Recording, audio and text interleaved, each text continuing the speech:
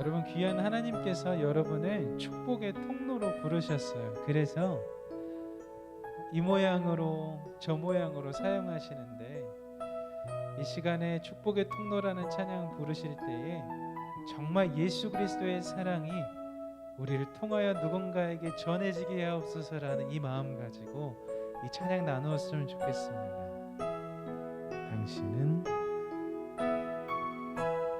당신은 하나님의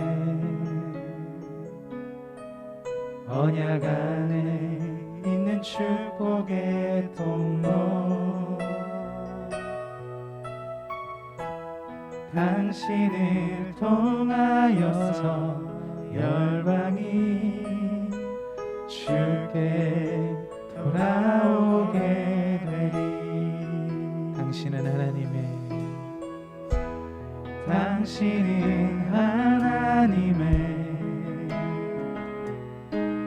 언약 안에 있는 축복의 통로,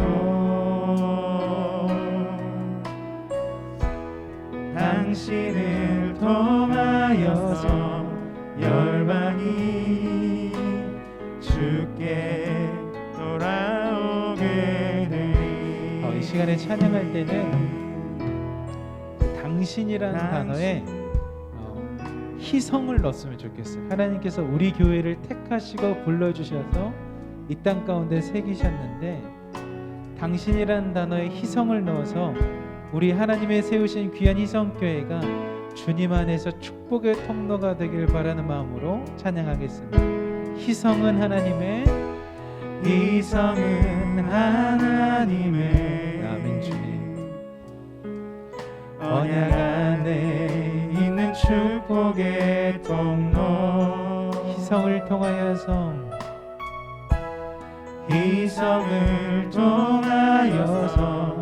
열방이 주께 돌아오게. 다시 한번 고백합니다. 희성은 하나님의,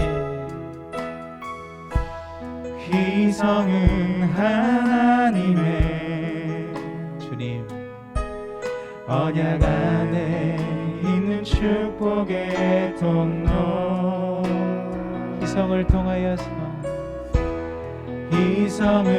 통하여서 열방이 주께 예배하게 될 것입니다. 예배하게. 다시 한번 고백할 때 우리 자신의 이름을 넣어서 고백합니다. 주 나는 하나님의, 여러분들의 이름을 넣어서 축복하십시오. 언약 안에 있는 축복의 통로,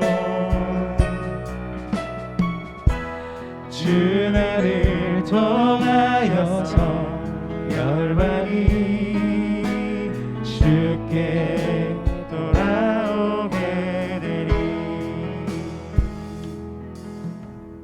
아멘.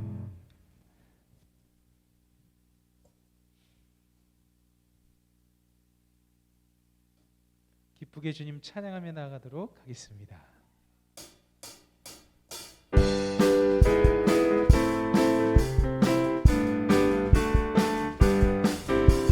찬송을 부르세요, 찬송을 부르세요. 놀라운 일이 생깁니다. 찬송 부르. 다시 고백합니다. 찬송을 부르세요, 찬송을 부르세요. 놀라운 일이 생깁니다. 찬송 부르세요. 기도를 드리세요. 주님 기도를 드리세요. 놀라운 일이 생깁니다.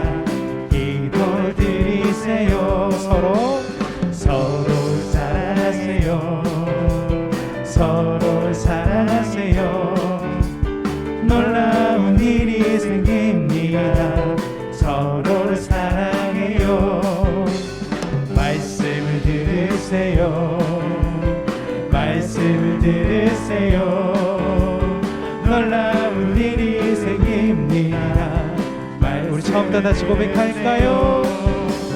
찬송을 부르세요. 찬송을 부르세요. 부르세요. 놀라운 일이 생깁니다. 찬송 부르세요.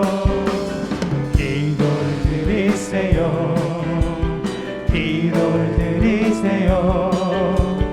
놀라운 일이 생깁니다. 기도를 드리세요. 서로 사랑하세요. 서로 사랑하세요. 놀라운 일이 생깁니다. 서로 사랑해요.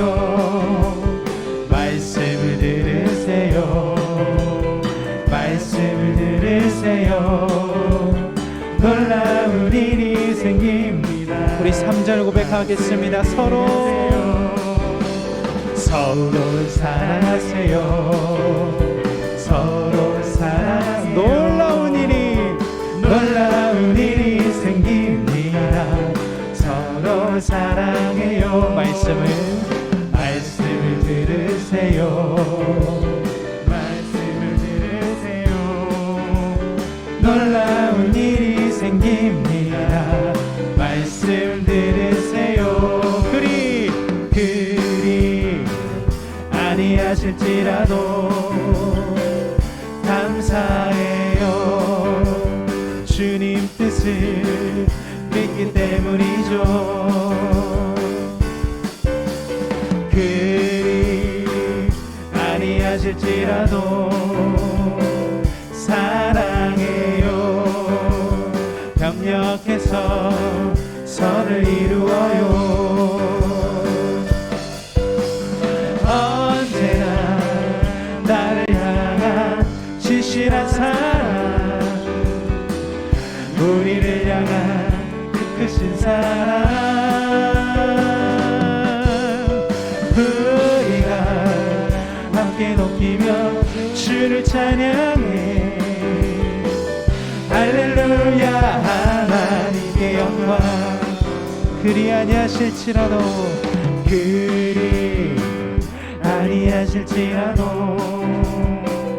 감사해요. 주님 뜻을 믿기 때문이죠. 그리 아니하실지라도 주님 사랑합니다. 사랑해요. 협력해서 선을 이루어요. 언제나 나를 향한 신실한 사랑, 우리를 향한 크신 사랑, 우리가 함께 높이며 주를 찬양해. 할렐루야. 하나님. 다시 한번 우리 신앙을 고백하며 찬양합니다. 그리 아니하실지라도 감사해요. 주님 뜻을 믿기 때문이죠. 그리 아니하실지라도 사랑해요. 협력해서 선을 이루어요. 언제나 나를 향한 신실한 사랑, 우리를 향한 크신 사랑, 우리가 함께 높이며 주를 찬양해. 할렐루야. 하나님께 영광. 언제나 나를 향한, 언제나 나를 향한 신실한 사랑, 우리를 향한 그 크신 사랑, 우리가 함께 높이며 주를 찬양해. 할렐루야. 하나님께 영광. 기도하자. 우리 마음 아파요. 기도하자. 우리 마음 아파요.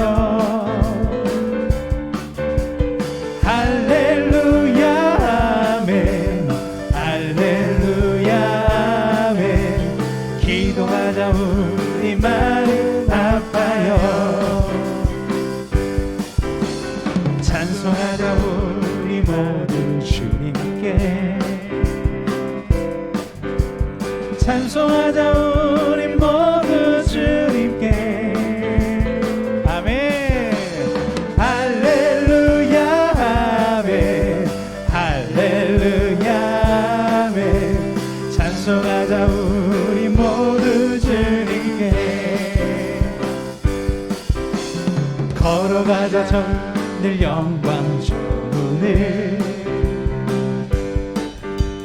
걸어가자 늘 영광 저문을 아멘. 주님 할렐루야 아멘 할렐루야 아멘. 걸어가자 하늘 영광 저문을 바라보자 주님 계신 천국을 바라보자 주님 계신 천국을 할렐루야 아멘 아멘 할렐루야. 주님 감사합니다. 계신 천 우리 처음부터 다시 고백하겠습니다. 기도하자 기도하자 우리 마음 아파요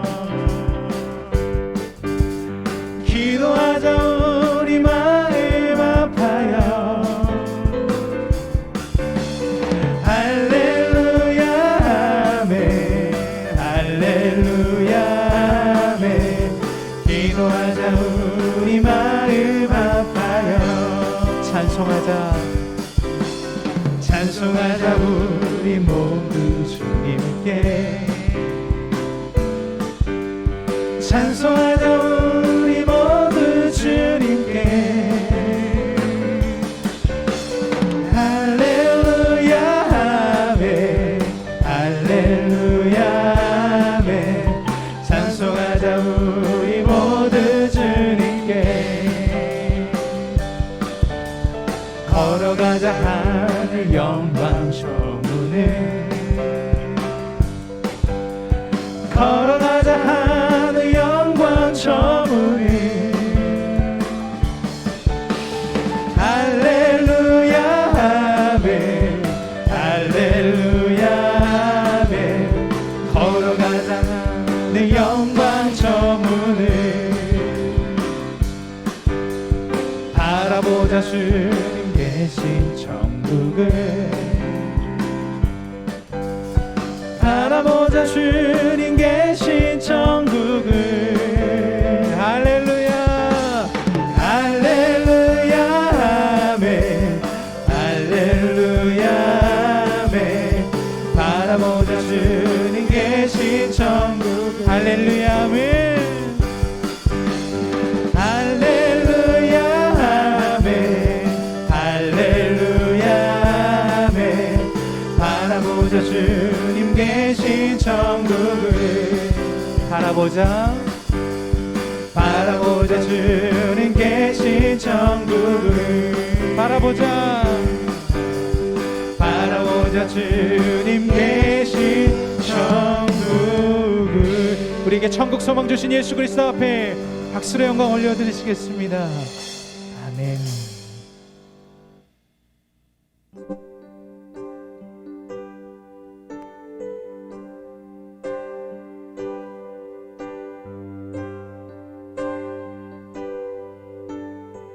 이 땅 위에 오신 이 땅 위에 오신 하나님의 본체 십자가에 달리사 우리 죄 사셨네. 하나님이 그를 지극히 높여 모든 이름 위에 뛰어난 이름을 주사 우리 예수 이름 앞에 절하고 모든 입이 주를 시래.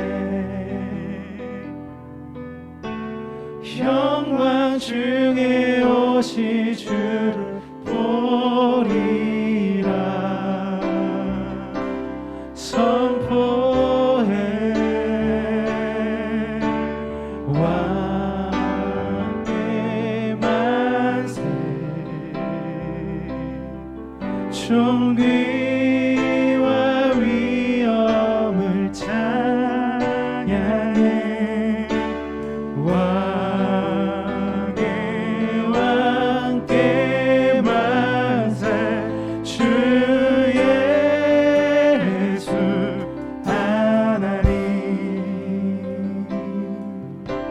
또 다시 고백합니다. 이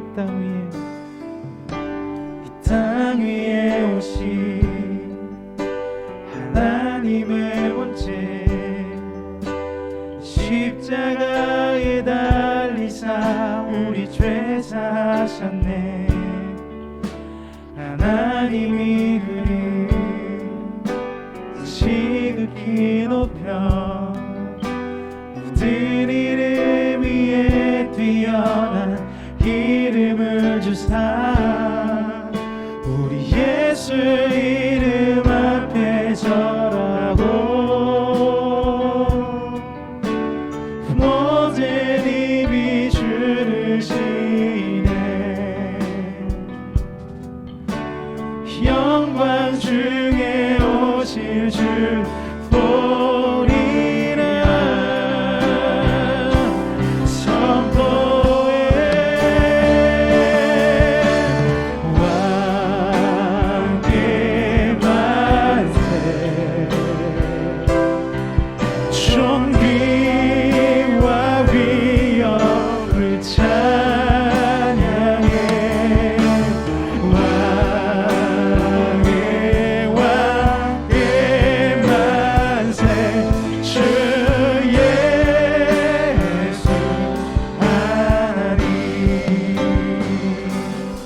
다시 한번 고백할 때 2절로 고백하며 나갑니다. 우리 고대하네 주님 오실 그날 다시 사신 왕의 영광 이 땅을 비추네. 사단의 권세는 주 앞에 무너져 생명과 진리의 주원세 가졌노도다. 우리 예수 이름 앞에 절하고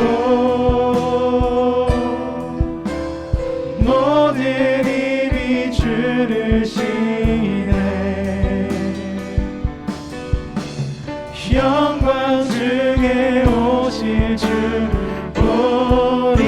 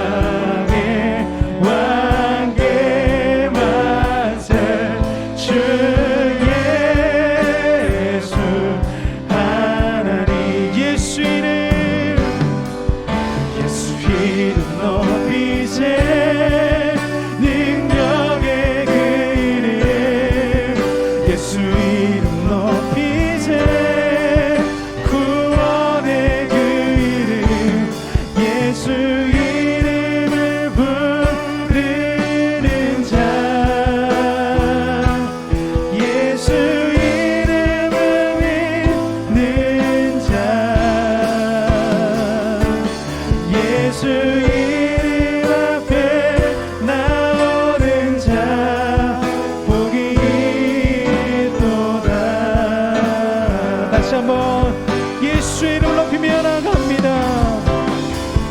예수 이름 높이세 능력의 그 이름. 예수 이름 높이세 구원의 그 이름. 예수 이름을 부르는 자. 예수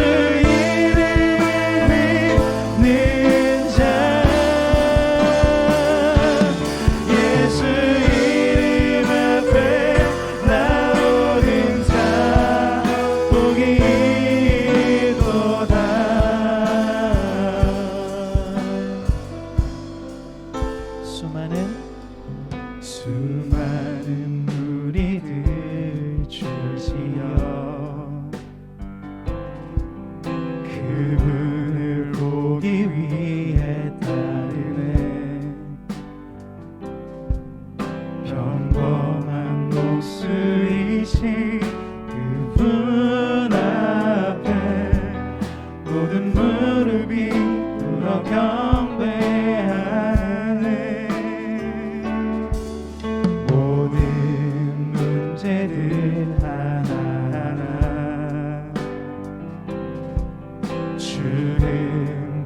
할지도 힘을 잃고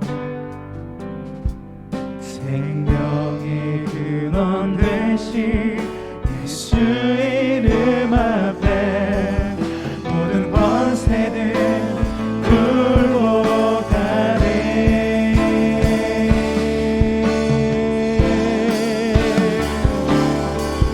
예수 이름 높이세 능력의 그 이름 예수 이름 높이세 구원의 그 이름 예수 이름을 부르는 자 예수 이름을 믿는 자 예수 이름 앞에 나오는 자 복이 있도다. 우리 2절 고백하며 나갑니다. 나의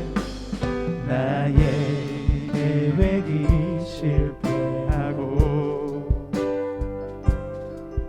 나의 소망이 끊어질 때 삶의 주관자 되신 그분 앞에 나의 무릎을 꿇어 경배하네. 나의 삶을 그분께 맡길 때 주님, 그때 우리에게 평안이 옵니다. 비로소 나의 마음 평안해. 구원의 반석 되신 예수의 이름을 소리 높여 찬송하네.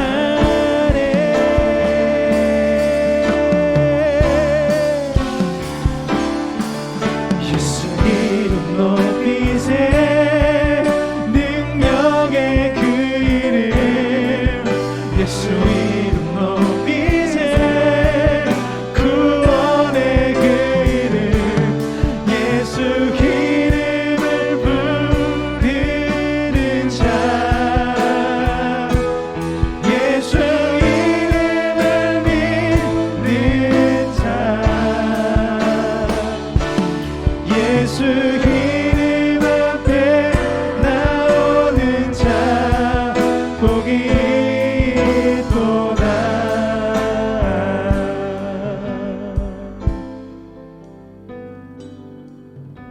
우리 시간에 한 가지만 기도하며 나아가기를 소망합니다. 그 기도의 제목은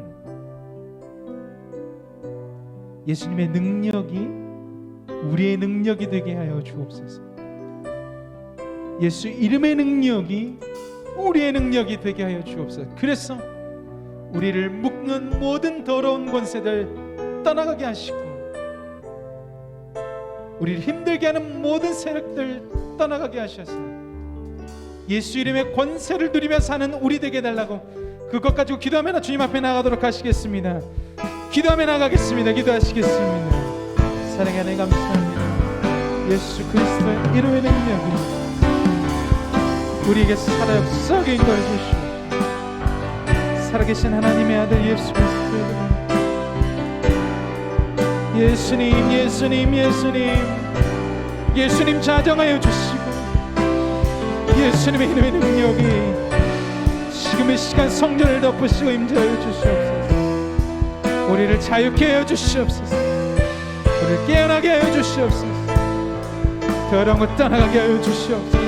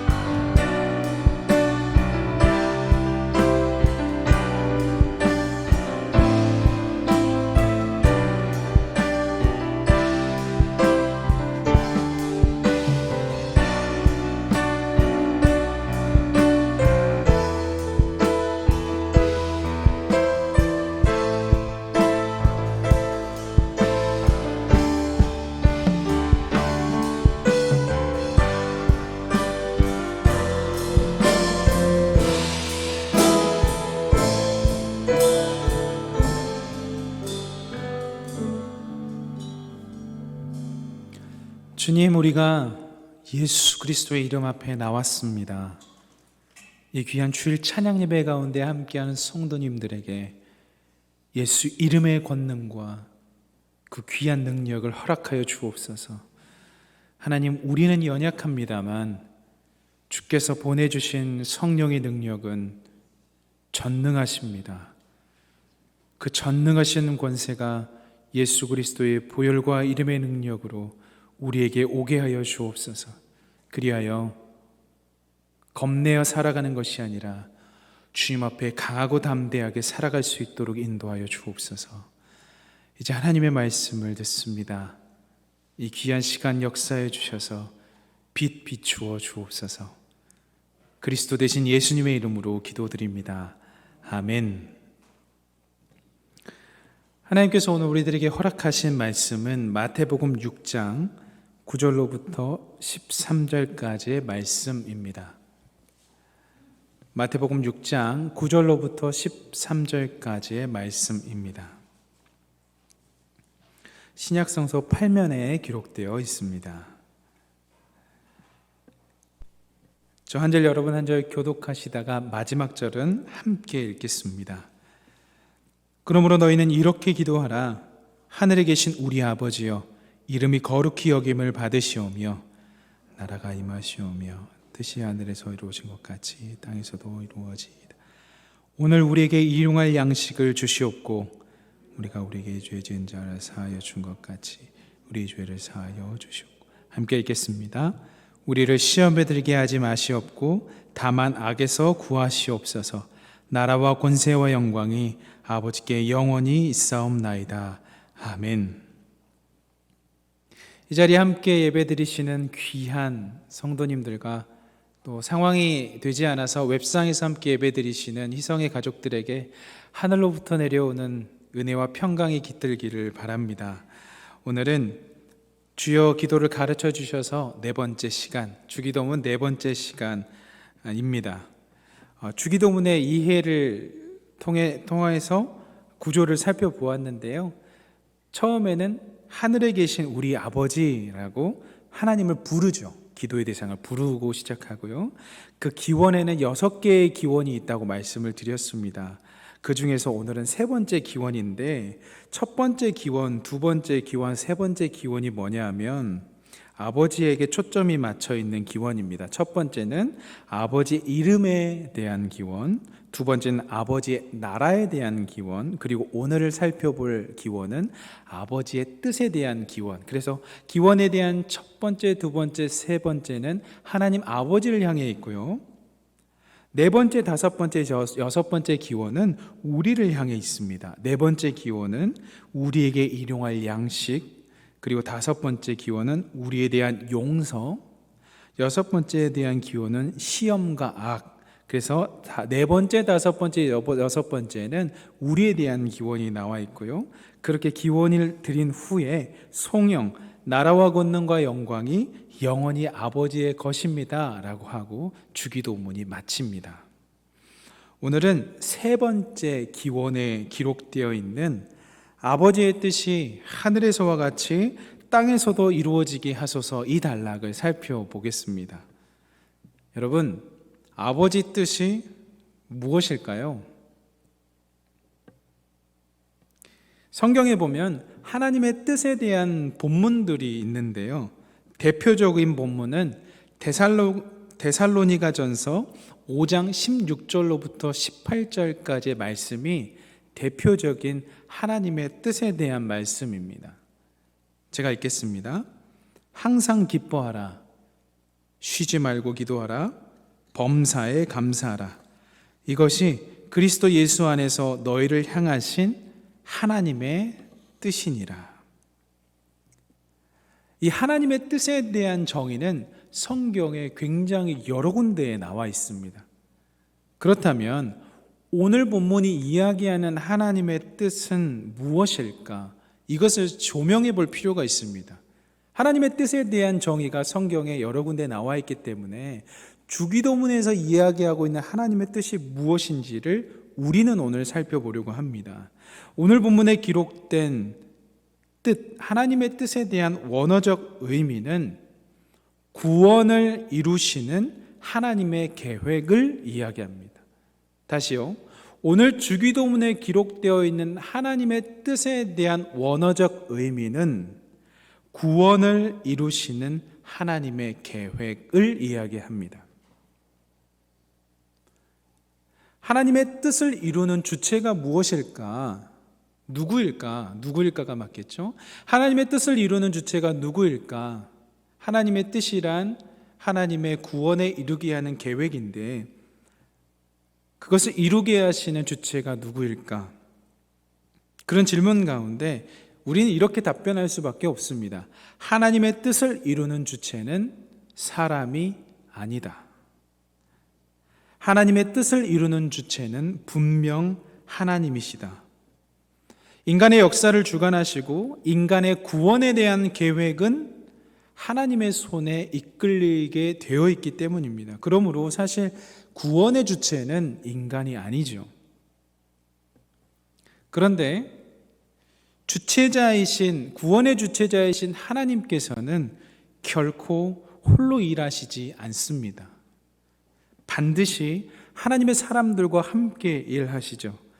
비록 우리가 주체자는 아닐지라도 하나님의 잔치에 참여할 수 있고 하나님의 뜻을 이루는 데 동참할 수 있다 말씀드릴 수 있겠습니다.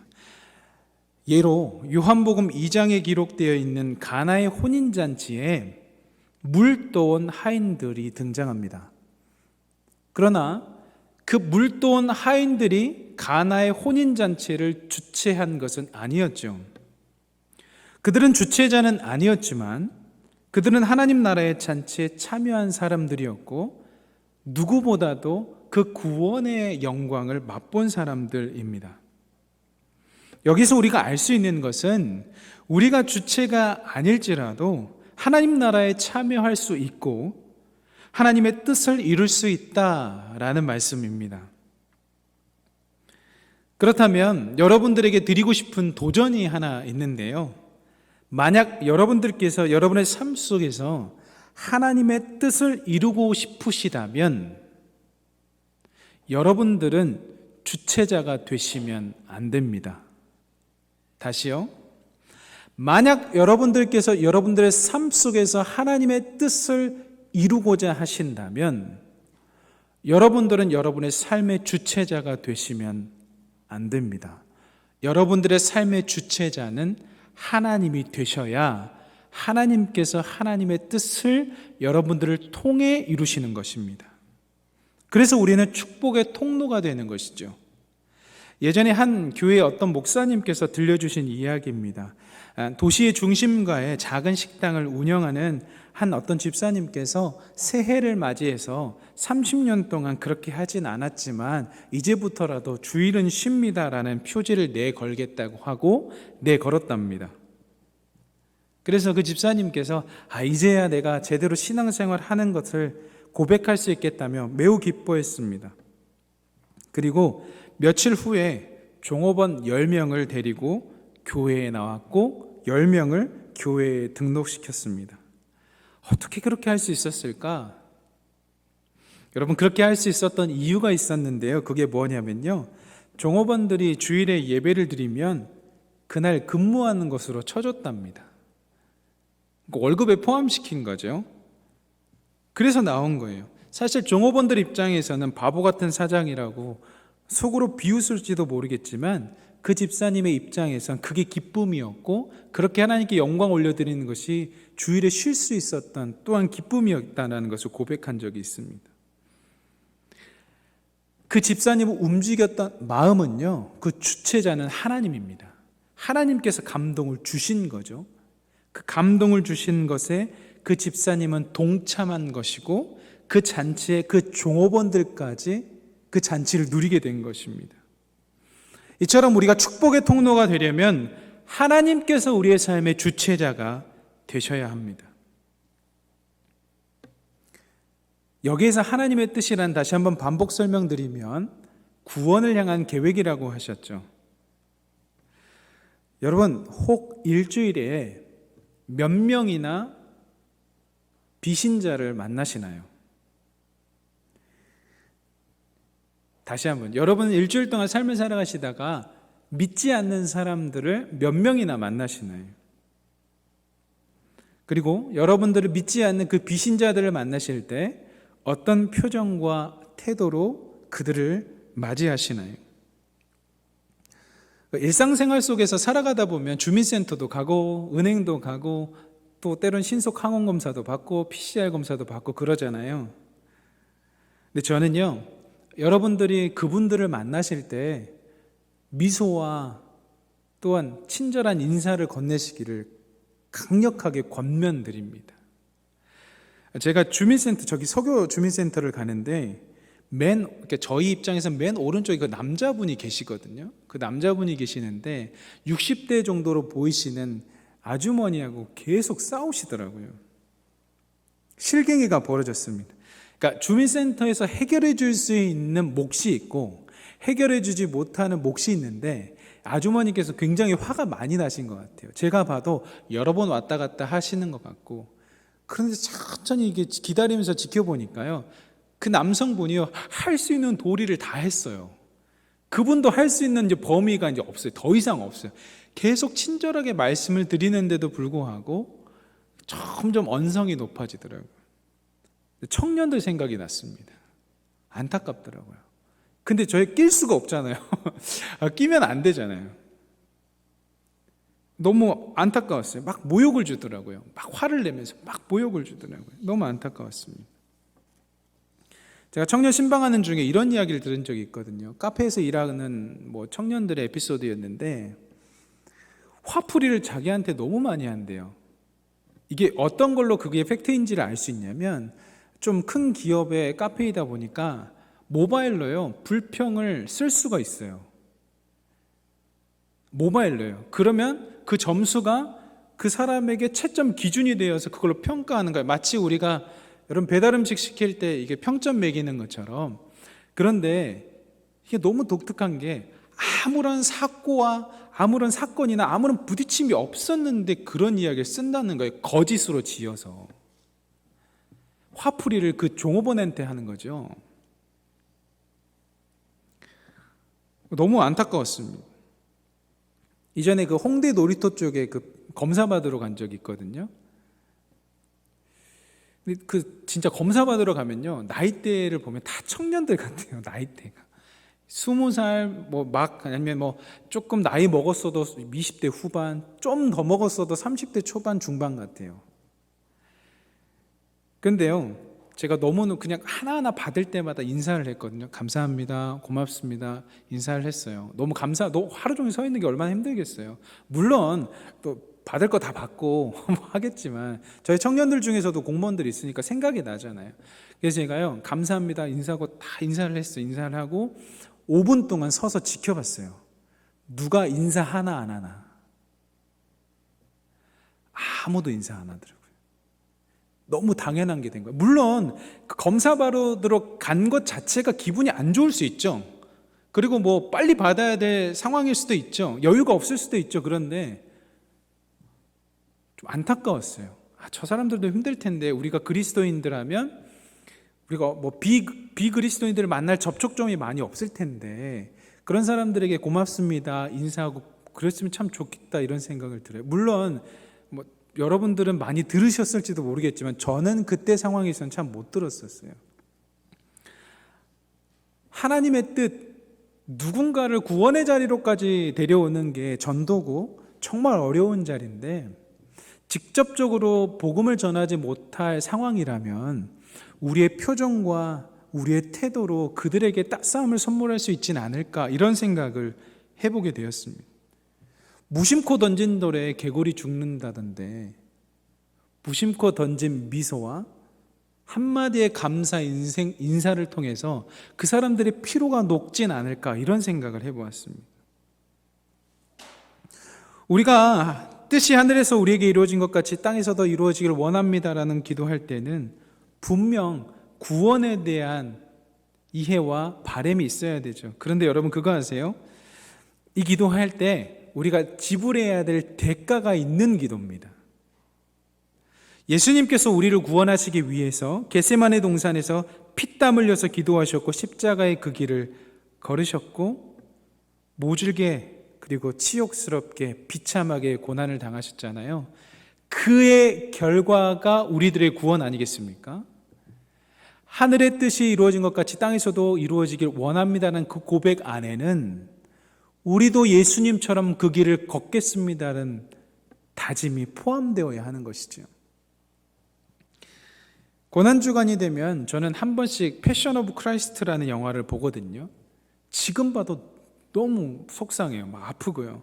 살점이 떨어져 나가는 그 영화적 표현이겠지만 그런 모습을 보면요, 사실 공감하기가 어렵습니다. 그 정도로 아파본 적이 없기 때문에. 예수님의 입장에서 하나님의 뜻이 무엇이었을까? 예수님의 입장에 서서 하나님의 뜻을 바라보는 것은요, 십자가였어요. 여러분 그거 아세요? 예수님도 십자가의 길이 너무 힘드셨다라는 것. 그러니까 예수님께서 막 전지전능하시지요. 100% 인간이시고 100% 하나님이시니까. 그런데 예수님도 힘드셨던 것 같아요. 그래서 마가복음 3장 16절에는 이렇게 기록합니다. 이르시되 아빠 아버지여, 아버지께는 모든 것이 가능하오니 이 잔을 내게서 옮기시옵소서. 그러나 나의 원대로 마시옵고 아버지의 원대로 하옵소서 하시고 잔을 옮겨달라고 간구합니다. 하나님의 뜻을 이루기에 너무 고통스러우니까 잔을 옮겨달라고 이야기하십니다. 그렇다면 이 겟세마네 기도에서 피땀 흘려 기도하신 예수님께서 예수님의 뜻대로 그 길 걸으셨을까요? 하나님의 뜻대로 그 길 걸으셨을까요? 하나님의 뜻대로 걸으셨죠. 여러분에게 도전합니다. 여러분은 여러분의 뜻대로 길을 걸으시나요? 아니면 하나님의 뜻대로 길을 걸으시나요? 이게요, 쉽게 아멘이 안 나오는 사실 질문이에요. 예수님도 고민하셨다니까요. 그 십자가의 길이요, 좁은 길이에요. 모두가 반기는 넓은 길이 아니고요, 좁은 길이에요. 그럼에도 불구하고 도전합니다. 여러분의 삶을 하나님의 뜻대로 사시기를 다짐하십니까? 십자가를 걷는 그 고난이 기다리고 있을 테니 단단히 마음 드셔야 합니다. 그런데 십자가 뒤에는 무엇이 있죠? 부활. 그것을 바라보며 나아가야 됩니다. 마태복음 6장 33절에 이렇게 기록되어 있죠. 그런즉 너희는 먼저 그의 나라와 그의 의를 구하라. 그리하면 이 모든 것을 너희에게 더하시리라. 전도서 11장 1절은 이렇게 기록되어 있습니다. 너는 내 떡을 물 위에 던져라. 여러 날 후에 도로 찾으리라. 우리는 이 마음을 가지고 하나님 앞에 기도해야 합니다. 근데 여러분 기도할 때요, 우리 담임 목사님께서 오늘 신뢰에 대한 이야기를 해주셨는데 신뢰가 있어야 기도할 수 있는 거예요. 하나님 아버지에 대한 신뢰가 있어야 기도할 수 있는 거예요. 왜냐하면 하나님에 대한 이 신뢰, 부활의 영광, 그리고 먼저 그의 나라와 그의 의를 구하면 그 모든 것을 더해 주실 거라는 신뢰가 없으면 기도할 수도 없고 그 길을 걸어가기도 어려워요. 그래서 하나님을 향한 신뢰가 없으면 그 사람은 사실 땅에 있는 거예요. 우리는 땅에 있지만 하늘에 거해야 되거든요. 근데 하나님을 향한 신뢰가 없으면 땅에 있지만 땅에 거하는 거고요. 하나님을 향한 신뢰가 있으면 땅에 있지만 하늘에 거하는 하늘에 속한 사람이 되는 겁니다.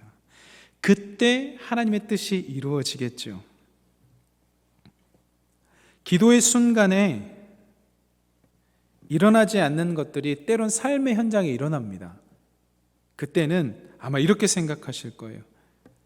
내가 모르는 중에 기도했거나 아니면 방언으로 기도했을 때 못 알아들었는데 이루어졌거나 아니면 누군가가 나를 위해 기도해 준 그것들이 나타났나 보다 이렇게 생각하실 수 있습니다. 근데 여러분, 하나님께서 여러분들이 하나님의 뜻을 따라 살아가실 때 그냥 두지 않으세요. 로마서 8장 26절에 보면요, 우리가 하나님의 뜻을 향하여 걸어가기를 정말 원하고 그 좁은 길로 걸어갈 때에 우리를 위해서 하나님께서 어떤 일을 하고 계시는지 잘 나타나 있습니다. 로마서 8장 26절의 말씀을 제가 읽겠습니다.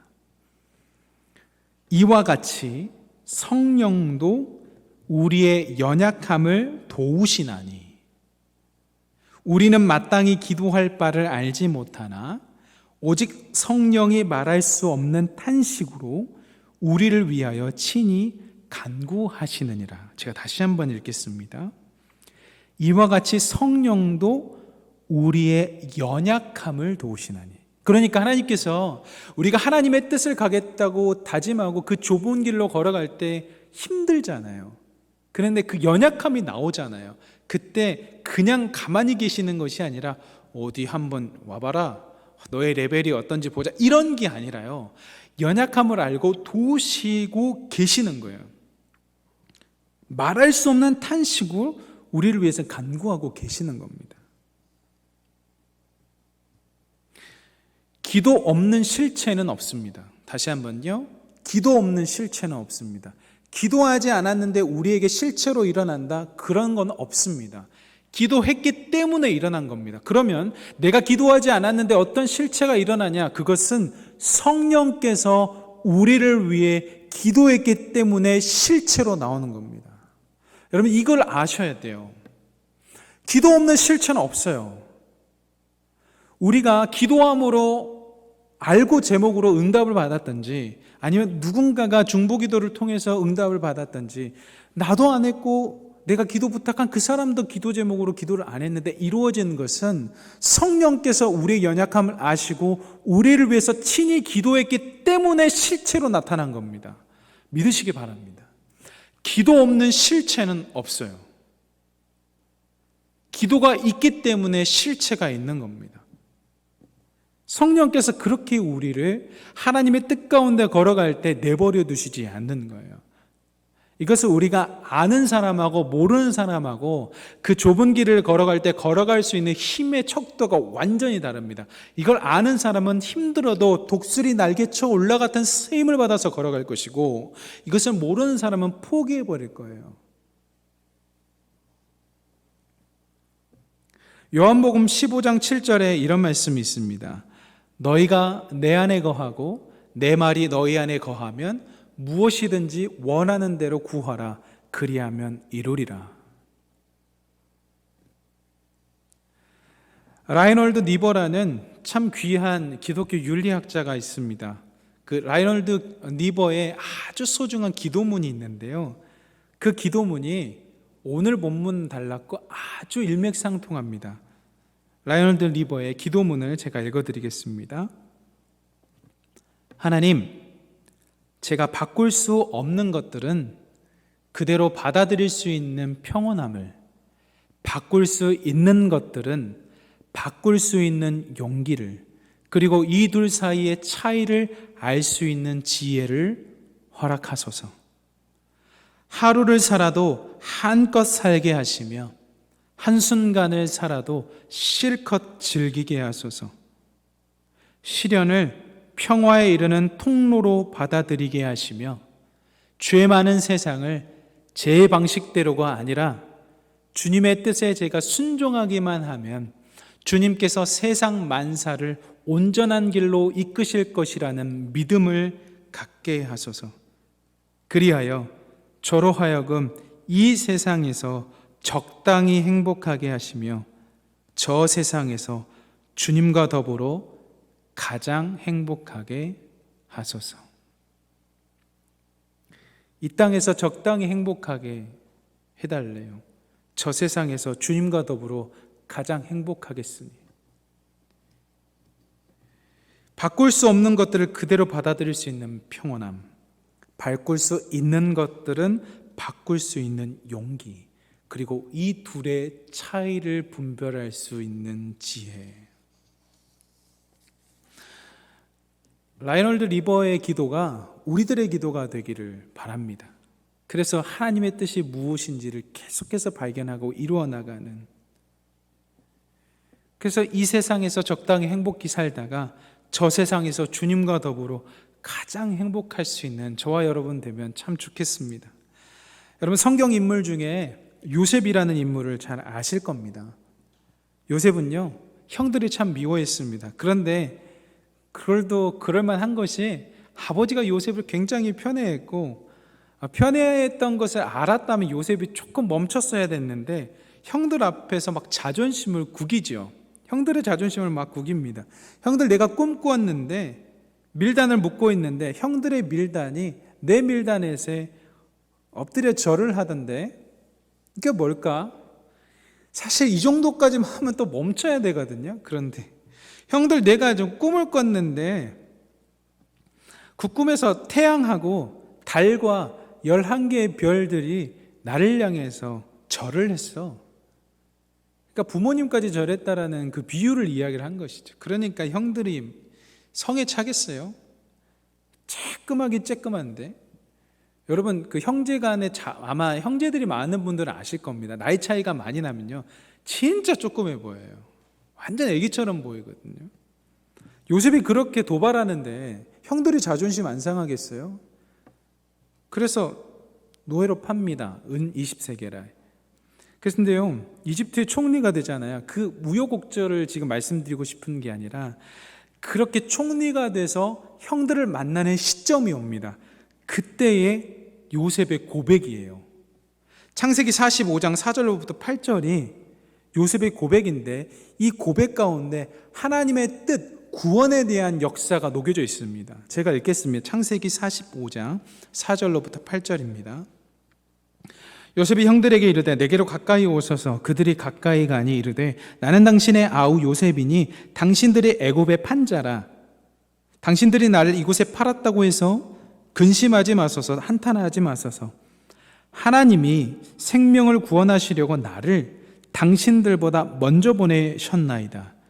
이 땅에 2년 동안 흉년이 들었으나 아직 5년은 밭갈이도 못하고 추수도 못할지라 하나님이 큰 구원으로 당신들의 생명을 보존하고 당신들의 후손을 세상에 두시려고 나를 당신들보다 먼저 보내셨나니, 그런즉 나를 이리로 보낸 이는 당신들이 아니요 하나님이시라. 하나님이 나를 바로에게 아버지로 삼으시고 그 온 집의 주로 삼으시며 애굽 온 땅의 통치자로 삼으셨나이다. 구원의 주체자가 누구지요? 하나님인 거예요. 요셉은 그걸 깨달은 겁니다. 여러분, 우리의 지금의 삶의 상황이 요셉이 종으로 팔렸을 그때쯤인지, 아니면 빵 맡은 간원장, 술 맡은 간원장에게 이게 요청하는 그 대목인지, 아니면 보디발의 아내 유혹의 단락인지, 어느 단락인지는 모르겠어요. 하지만 요셉에게 깨달아졌던 구원이 나를 통해서 이루어졌다는 그 깨달음이 여러분에게 있으시기를 간절히 바랍니다. 그때에 설령 지금의 상황이 좋지 않더라도 이 고백을 할 그날이 곧 올 것입니다. 누가 요셉이 노예로 팔린 것이 하나님의 뜻이라고 말할 수 있었겠습니까? 누구도 말하지 못했을 거예요. 형도 아버지도 아무도 말하지 못했을 것입니다. 그러나 요셉은 깨달았지요. 하나님의 큰 구원으로 생명을 보존하게 하사 자신을 먼저 보내셨다라는 사실을 말입니다. 이것이 하나님의 뜻입니다. 구원. 사랑하는 희성교 성도 여러분, 혹 누군가가 악으로 우리들에게 다가온다면 선으로 바꾸시기를 바랍니다. 이것이 물론 십자가의 길이고 요셉이 걸었던 어려운 길이지만 그 속에 하나님의 뜻이 숨겨져 있을지도 모르겠습니다. 그 뜻을 따라가다 보면 분명 그 사람은 구원에 이르게 될 것입니다. 기도하겠습니다. 사랑의 하나님, 감사합니다. 하나님의 뜻이 하늘에서 이루어진 것 같이 땅에서도 이루어지게 하옵소서. 그 뜻은 구원에 있습니다.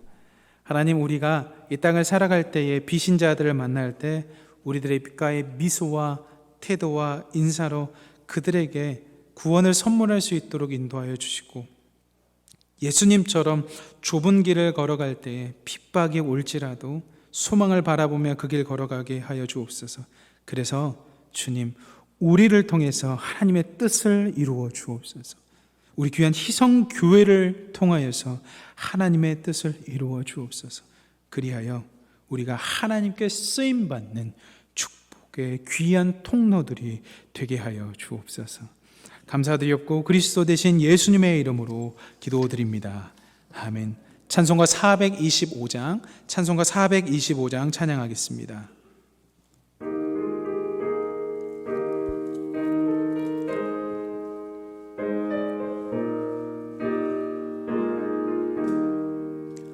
주님의 뜻을 이루소서. 고요한 중에 기다리니 진흙과 같은 날 빚으사 주님의 영상 만드소서. 주님의 뜻을 이루소서. 주님 발 앞에 엎드리니 나의 맘속을 살피시사 눈보다 이해하옵소서. 주님의 뜻을 이루소서. 병들어 몸이 피곤할 때 권능의 손을 내게 펴사 강건케 하여 주옵소서. 주님의 뜻을 이루소서. 온전히 나를 주장하사 주님과 함께 동행함을 만민이 알게 하옵소서.